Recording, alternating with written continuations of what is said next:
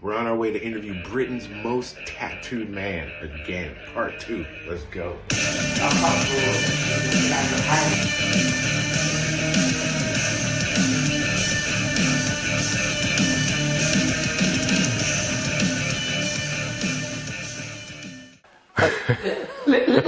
Listen and speak. It's a skill as well. Yeah. I don't have to do the interview. I can run. You can do it if you want. Cool.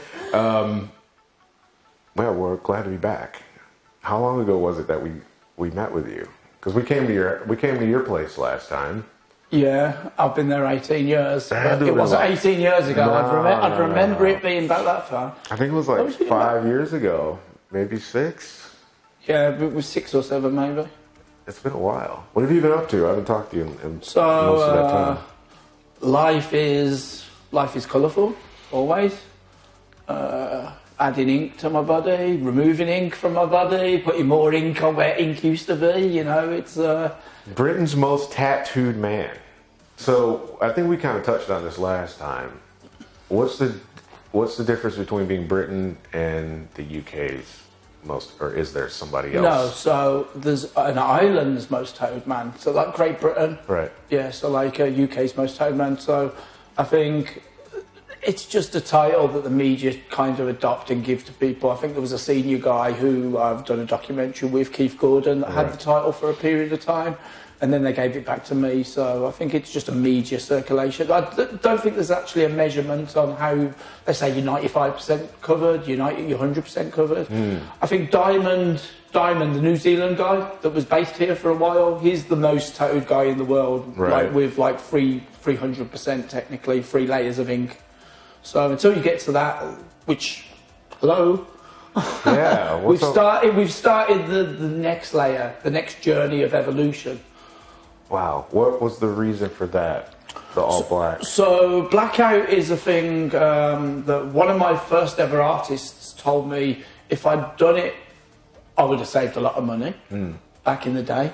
And 2, it's a trend that has become part culture and part historic. I think there's like a blacking out of covering up, of covering over tattoos, but there's also a community now of people black out. For me, I'm evolving over old art because I'm body art, and I'm going to put white tattoos on the black, which I just like how it looks. I just like, yet again, it's an evolution of my own artwork. It's like a Banksy painting over his own work. I'm not the artist, but I'm allowing the artist to recreate a piece of art over the art that I've got on my body already. So that's considered a tattoo then? Yeah, it's blackout. It's an intense form of tattooing. So. Do you know how many tats you have? Because I know probably a lot of it's like just the continuation. Yeah, so from head to toe, technically in area volume coverage, but for me it's more personal sitting in the chair. So sitting in the chair under the needle. So just for the new blackout, that was 4.5 hours. So I've exceeded over 1,000 hours now. So that's crazy. When you think of 24 hours is a day, right? 72 is free. You know, there's a lot of days that have gone of ink into my body. Not all at the same time. I haven't sat there for a day, but over my lifetime. Yeah, I think I asked you this before, but I don't remember. So where did it start? Because I don't imagine that you started off with the idea that I'm going to go and just be like the most tatted dude. Yeah, so I think the legal age is 18, but we're seeing cultures and we're seeing teenagers get tattooed at 16, some even younger than that now. I think with parent consent, I think it's not too bad, but for me, I was half the legal age, 9, when I knew I wanted some kind of artwork on me. Obviously not to the extent that you've touched on, not to be covered that I am. That become the journey later on. I think my first tattoo was when I was 16 of a British bulldog. It's just a piece of art. It was a bulldog with the Union Jack that I liked on the flash in the tattoo studio. And now most tattoo studios work to custom. Just you work with an artist, you tell them what you want, they'll draw you a piece. The whole industry's changed completely. Who's the second most tattooed man then? in Britain? If you're the most. So there are a couple of people that have got names. There's like Keith Gordon. He's a pensioner. He's in late 60s, might even be 70 now. I don't know. He's married with children, unlike myself. Yet again, different type of lifestyle. I think he started later on in life, in his 40s. So, and then there are a couple of other people that are like more couples. So there's a lady, I forget her name. She's like the most tattooed woman in the UK. Then there are couples like Curly. That's not his birth name, but Curly and his wife. Curly's the tattoo artist, but him and I think his wife might be a tattoo artist now. And he started tattooing her, and then that was the lifestyle for them as well. So this guy, you said he's a pensioner now. So what happens to your work when you start to hit your 60s and 70s? Are you going to have to be like getting complete touch-ups all over, or are you just going to let them go? Or first of all, that's a great question. You've got to get there first, because life isn't guaranteed. No. And I talk about what happened to me in 2009. I'm blessed to be here every day I wake up, just like all of us. So, but yeah, I'll be the most colourful person in the OAP home, hopefully. Let's look at the serious element. You know, we get old. Skin sags, ink pigmentation breaks up in the skin, it can fade. The beautiful thing about the skin, though, is you can put more ink in. But, yeah, again, that comes with risk, with the elements of ink and chemicals and pigmentations in the ink. But I think as soon as you go for your first tattoo or your 10th tattoo, you're risking cancer anyway. You know, we're a species that are prone to disease. So there's always going to be that risk of cancer from putting foreign chemicals into your body. So does a tattoo increase I didn't know that it increases the risk of cancer. So the EU, we've had Brexit, and whether you support it or not, there's elements that come with it, and a lot of people won't know this. The EU blocked a lot of inks from parts of the world, especially America, because of how toxic the chemicals are in the inks. Although a lot of studios are still going online and purchasing those inks, some companies are now putting the EU flag on the ink bottles, and the EU have not licensed or sanctioned any of that. So yeah, ink can cause, well, even the tattoo, if it goes too deep into the skin, you can have a reaction. You know, you have to. There's a whole medical side to healthcare while you're having a tattoo and after. You know. So you're doing like a lot of risky stuff, because I'm looking at you now and your eyeballs are tattooed. So. Yes, they are, and my community call it eyeball tattooing, but for me, if you was to take a tattoo machine and put that to an eyeball, you wouldn't have an eyeball. No. It's a surgical procedure, so for me, the white of the eye, the eyeball, hasn't got a nerve in. The nerve is at the back of the eye, my optician tells me. A lot of people that have the procedure don't have eye tests before. They could have eye problems before they have the procedure or during after. A couple of people well known around the world, a Canadian girl that I spoke to, a model, she had eye problems after having both her eyes done. I had 2 years between I had each eye done. I was like, I'm going to get one done. If then I have eyesight problems, at least I've still got the other eye. But my optician said, your good eye could, you know, your eyes deteriorate year on year. So yeah, there are a lot of risks. But I kind of try to look at the medical side, do some research, find out it's got a historical reference going back like 2,500 years it was being done. Not on people that had good sight, like us. It was being done by doctors and opticians on people with like cataracts back in the day, in Greece, and not ancient Greece, Greece, France. It was being done up until like the 1900s to touch up cloudy eyes, people with sight problems. But we are risking our sight by having it done. So have you had any sort of like infections or anything like that? I've had reactions from ink in my body, but not my eyes, luckily. I have an eye test every January. That's when I'm booked in. I'm booked in every January to have the old eye test. I have reading glasses, but apart from that, my sight is still 20/20 vision.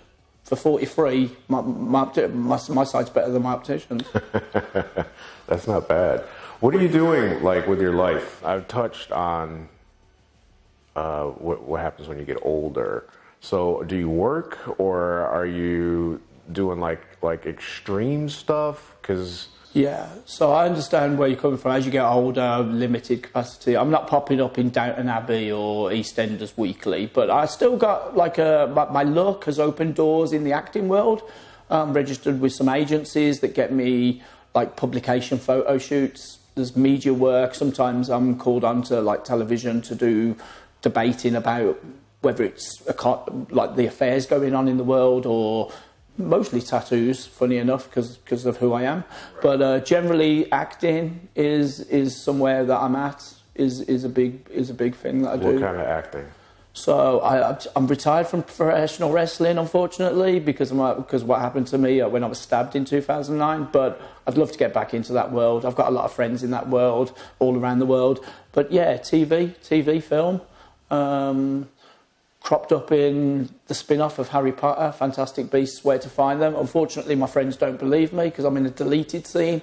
That's the worst. It's not. You get paid. You get paid even if it's deleted. Yeah. But then daytime TV and other series that I just had a casting for, like a local in Birmingham, Doctors. That's been running for years. So you're doing all this normal stuff. I thought maybe you'd be doing like adult films or something more exciting. Okay, so... yeah, why are you giving me the PG version? Yeah, this is the PG version. There are frisky elements to myself. I've got a lot of friends in different areas of entertainment, politics, and a few friends are in the adult industry world, Triple X, Taboo, and I have delved into that, but it's not somewhere I really want to be if I want to pursue other avenues later on. Not that...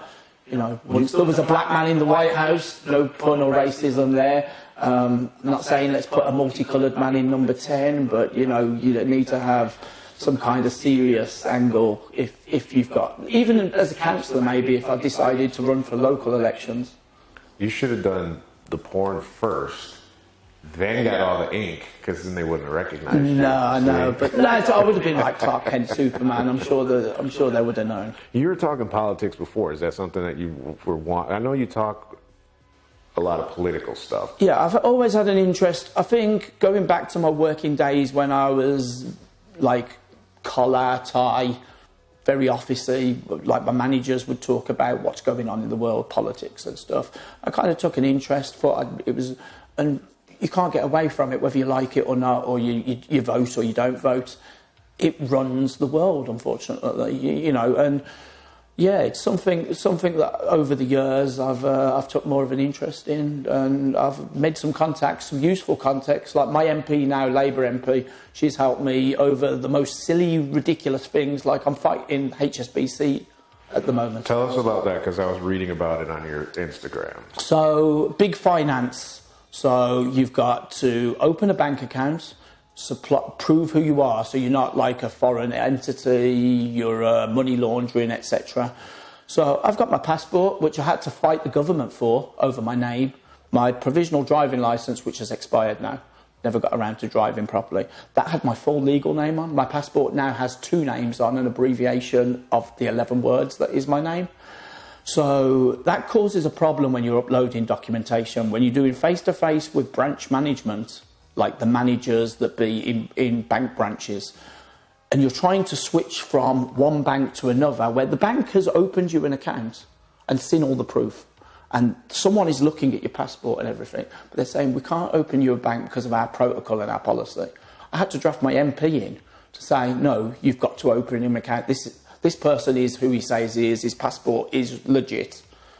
And they compensated me last week, and I'm in the process of getting my account and my sort code and account number. What a pain in the ass. You know, you change your name to something as quirky or as long as mine, it's not like a Scott or a Paul or a Jonathan. Yeah, it can be a bit much, because I deed polled my name, had my name legally changed. So 11 words. When I was here with you last time, I tried to get it right, and I effed it all up. So I'm not going to try again. I don't even remember what they are now. All I remember is I remember King of Inkland, but then it went into like Inkite and all this other stuff that I don't remember. So what were the 11 names? King of Inkland, you got the first 4 right. King Body Art, right. The Extreme Inkite. But on the passport, it says that on the paper page above your photo. Okay. Also known as ACA. Although I'm not also known as, it should actually say that is who I am. And then on the photo page, it says Bart Tie, which is a gluing of body art without the ODY. Okay. And the tie is the initials of the Extreme Inkite. I didn't know that. I've got a magic wand. I can make you completely ink-free again. Would you do it? Ooh. You know, we used to have them back in the day when I was a child, but we used to scribble on what was the very first tablets with sand called Etch-a-Sketch. Etch-a-Sketch, yeah, scribble and give it a shake, yeah. I like magic, but you know what? I've seen laser technology evolve over the last 2 decades, and I have laser technology, but also I've inked over ink, and now I'm inking over ink, like more detailed stuff, more new evolution. But yeah, probably yes and no. Maybe elements of my body, but not all my body. So you're not going to let me give you a clean slate. You would just start all over. You wouldn't. You could start over and get completely different ink, or would you get everything redone? If you can make me 11 stone as well at the same time and like have a chiseled body, I might take you up on that. You didn't gain weight because you got tattoos. No, I didn't.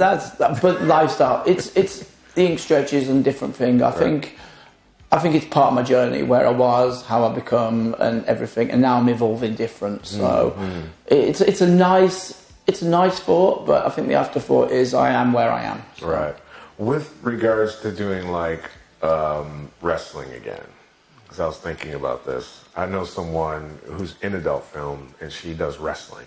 Would you be interested in maybe doing something like that, where you're wrestling a woman, and I think it's sexually, or like is it crossover into the sex world, or is it? I don't think just professional wrestling, like intergender, man versus woman in a boxing ring, ballet, ballet and boxing.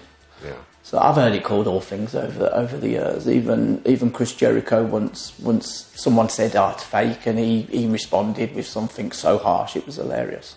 But yeah, I'd be open to stuff because it is performed. So. What happened to your ear? Because I'm looking at your ear, and I don't know if I recognize that from before. It's probably it's not new to me, but it's probably new since we last touched on. So I had some surgery work done. I've had various forms of body modifications, very well documented. So I had my ears sculptured. I had one kind of like a haircut, trimming. So we made it small. Not that I had big Dumbo ears or looked like Prince Charles with his big ears. Because he has got big ears, King Charles. My bad. It's hard to get. It'll be on our money soon. But yeah, so I had one trimmed and the other one shaped. So a bit of a tribute to my other love of boxing. As bad as it was, Mike Tyson taking a chunk out of Holyfield. It's a moment of madness, like a photo, a moment of time frozen. So, and also some wrestlers have had bizarre accidents in their craft and their work. Mick Foley got caught in a ring in Japan and stuff, and his ear sliced. So it's kind of like a multi-sport art tribute of me sculpturing my body in an art form, but also paying homage to these icons. As weird as a lot of people probably will never get their head around that. What's it like dating? Because for me, I'm what would be considered a traditional-looking person. Whereas you are considered to not be a traditional-looking person. To the majority, yeah. Well, I mean, I walk. I like to say I walk amongst lions and bears rather than monkeys, But we're all unique in our own way. But I mean, my community is alternative. Although I've got a lot of conservative and social, what society would expect of a normal person. So yeah, Tinder's fascinatingly scary. The narcissists that I've dated, they probably think I'm the narcissist. I don't know. It's an interesting thing because for me, I like to get to know someone before I just jump in and whatever. And I'm starting on the journey again, being single with that process again with someone new at the moment. We're a couple of months into talking. Hopefully going to meet up in the next couple of weeks. But yeah, for me, I have to kind of have more of a defence up at first, because I can see myself possibly being a novelty as well. Like where he's covered in tattoos, he's in the media, they've seen my social media, they've seen that I've been with this person, that person. I've had somebody ask me that because I promoted the thing on the Instagram page. Yeah, so you can get like they've seen me with a certain celebrity or a socialite. Like I think in America, Paris Hilton, she's a celebrity, but she's also a socialite. We've got them here, like Callum Best. His dad was a famous footballer. Technically, are you famous for your dad or what do you do afterwards? He's a nice guy, but you get these girls that see me with these people as well, not just my tattoos and the stories in the media, and you've got to think, well, are they just with me because of that, money, that, all those kind of things, which, yet again, that comes with looking like this, unfortunately. Would you rather date somebody that's more traditional looking, or would you rather date someone that's more like yourself? So I haven't got a preference. I've dated plain skins. Plain skins. People with no tattoos. That's you. No piercings whatsoever. I've dated an Asian girl, dated a couple of black women. Skin colour to me is nothing. It's a personality thing, lifestyle. Get on with the person. So for you, it's no big deal. I've dated single mums. Well, obviously, you hope they're single, and they're still not got the partner. No affairs yet. Let's delve into that. But yeah, I've dated mums. I can see how it might feel like a novelty for some, like you said, because I had someone ask me. I bet he probably gets a lot of porn action or something. I've got a friend who's ex-Harlem Globetrotter, and he and another European guy, he's English, but he's the most tallest man in the UK. Really? Paul Sturgis. Should have had him sat next to you. Yeah, he's a tall dude, 7'7". Oh, wow. But he holds the joint record, I believe, in the NBA because of Harlem Globetrotter. Does he live in England? Yes, between England and New Zealand. Oh, right on. So I'll probably hook you up if you want. Yeah, that'd be dope if he's here. But no, he's a big tall dude, and he gets the same thing as me. If we're out on a night out, I've worked with him doing like charity events and photo stuff, but like when we're out at a bar, not him and me together, but like even though he's got a partner, a girl might talk to him or a woman might start talking to him, and then the boyfriend or husband will come over and say, "What are you doing talking to my lady?" And she's the one integrated the conversation, and I get that as well. You get some aggression of some random dude because a girl started talking to you about your appearance and stuff. A bit of an icebreaker thing, but they're insecure. Yeah, that's all that is. Because you're probably very easy to approach and talk to. 9 times out of 10, unless someone's like being, sometimes it takes 2, maybe 3 questions before you see it going downhill. Because people can be nice and then turn a flick. What do you mean? So you don't really different elements of snobbery and nastiness can come out after a few questions. People can be like, so it's not like the curious, the why, as in a nice why did you do it, and then probably a million questions that flux after that my friends have heard 1,000 times more, but it can then go, wow, you must be mental, and it's not like, well, are you mental? It's like they're tapping into a nastiness of like, you must be deranged, you must have been bullied, all that kind of. They don't know me. No. They've spoken to me for how long? 2 seconds? 2 minutes? Yeah, and they're trying to doubt. They're doctoring, judging me, and Well, it's a therapy session right there on the platform. Unfortunately, at the train station. like I said, we're a diseased species. We get disease, we die, we don't live forever, which is a blessing. But humans are very judgmental. It's in our DNA. Yeah, that's a fact. What is your favorite tattoo? Somebody wanted me to ask you that. Okay, so when I say my eyes are nice, as in the ink in my eyes, but I actually have tattoos of eyes. And during my blackout, I kept my eyes while I'm there, because I think without your eyes, you can't see the beautiful world around you and the people in it, and I mean, technology now, blind people might gain sight one day, or the advancements in science and medicine. But you lose one sense, and other senses become enhanced. I mean, look at Stevie Wonder and people like that, musician talent. He's a genius. But I think it's a different world if you can't see. It's a different world if you can't hear or talk. And yeah, my artwork is for me. And the amount of people that want to judge me or say it's scribble, graffiti, this is my own personal art collection that I'll take to the grave. Dude, the palms of your hands had been excruciatingly painful. I've got inkaholic, like an alcoholic, but I socially drink, not abuse alcohol, but inkaholic. Putting it in is quite painful. Yeah. But for me, be it my world record, 36 tattoo artists working on me, or the black ink, or every time a needle goes in I say any part of my body is painful. My eyes were the least painful. Because muscle and organ, skin is organ, eyes are muscle, very different texture. A nervous pain, don't get me wrong, that was frightening. The pain as the syringe is coming towards you is, and everyone says the eyes must have killed, right? Totally the opposite. What was the most painful?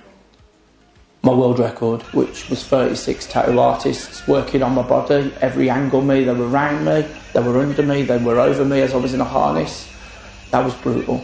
Like, I was on the verge of shock almost. My body almost went into shock. Why'd you do that? I was approached by a group of tattooists that said we're hosting a big tattoo convention in the UK. It's our 30th anniversary. It's going to be a big football stadium. We want to show a big mega piece, and we think you might be the guy. And I didn't say yes, and I didn't say no straight away. I said, he said, well, we've got a couple of months. Just let us know in a couple of weeks if you can. And I said, yeah, I'm up for it. Like, never done anything like that, didn't I? I knew it was going to be a big body endurance, needles in me. And then I'd say the actual part of my body that would be the next part would be my blackout, because the guy that was the tattoo artist that was putting this in was using a 48 Magnum. Now, for people that don't know tattooing, the tattoo equipment, 48 Magnum is like a shovel with needles in. So it's a wide pen with loads of needles going into you. So that was even the healing, the whole. I felt that. I felt it a week later. I don't feel it now. It's healed, but it was that's probably the most painful single aspect of tattooing, the brutal black. How long did it take for it to recover? About 8-9 days before it starts peeling shredding like a snake or a reptile. That's awesome. What's next for you? You got new ink coming, or just maybe put my head in a jar? I don't know. We're not going to cut my head off. Not yet. AI and all that, like robotic me, clone me or something. Even though I've got a mini me. You see my little pillow? No. I've got a mini me with my Birmingham City kit on. I don't know, more body mods, I think. I'm going to push them. I like the 3D art, because not just what I've got in my forehead.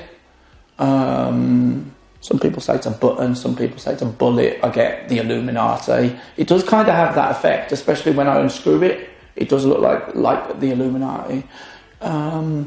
Just putting more art on me and in me and under me. So like on your hand, because is that? Yeah, I've got a silicone mould. That's what is a harder mould than what women have in breast implants under the skin. I've got a crown. I did have a knuckle duster in this arm where the black was.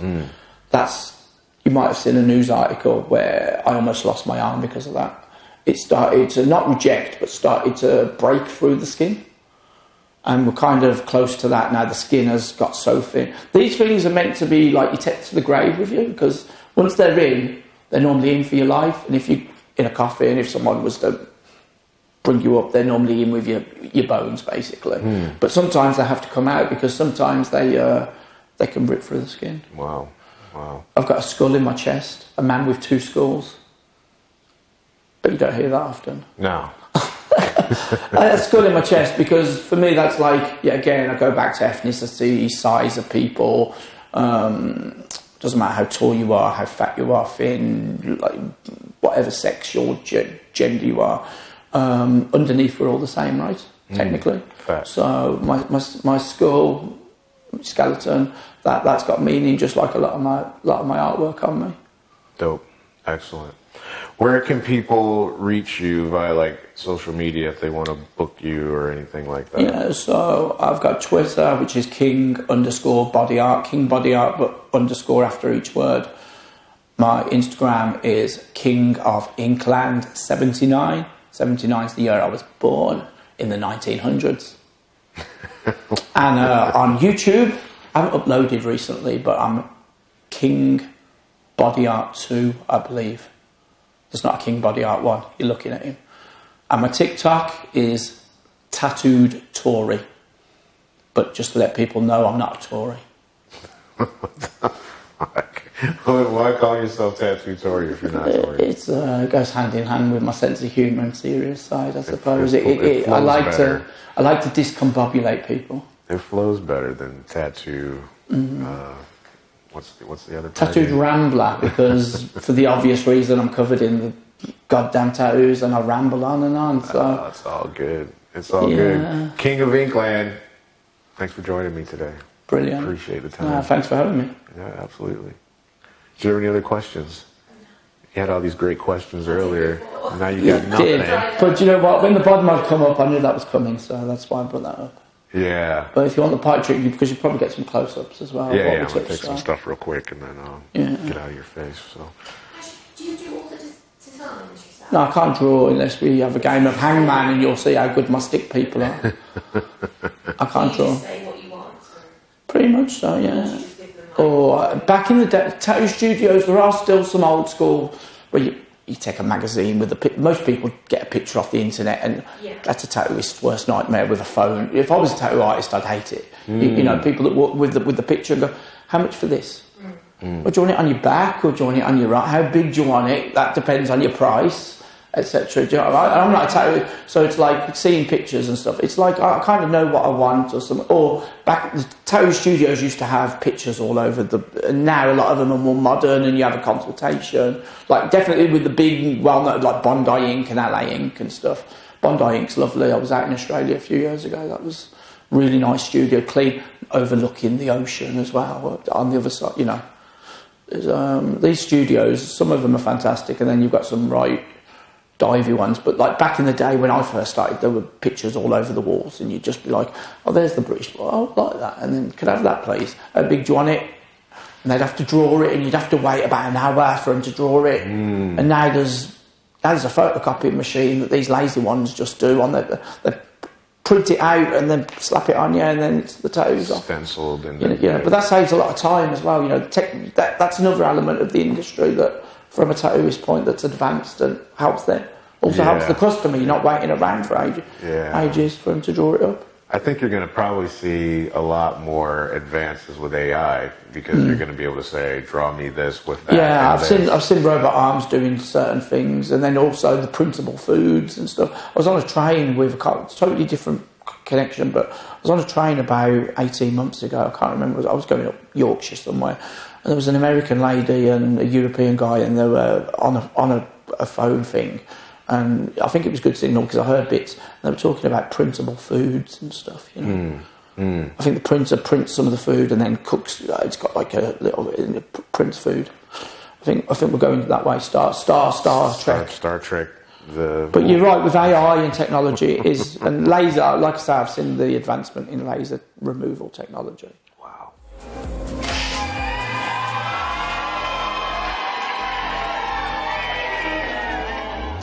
These ones or these ones?